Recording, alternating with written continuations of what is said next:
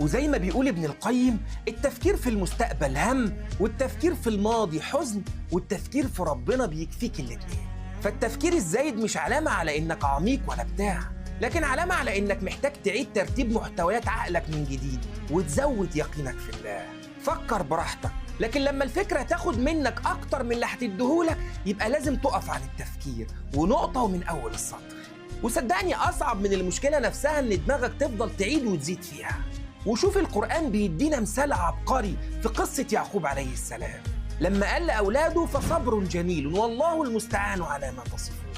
وهنا يعقوب بيعلمنا إن بدل ما دماغك تعيد وتزيد في نفس الحاجة، حط خط فاصل وسلم أمورك لله واشتغل على الصبر الجميل، وهو الصبر اللي ما فيهوش شكوى ولا كلام كتير. وخليك متأكد إن في لحظات دماغك ما بتبقاش صاحبتك، لكن بتبقى سجنك، وكل فكرة بتخنقك بيها بتخليك تغوص أكتر في المتاهة. فاوعى تسترسل في أي فكرة.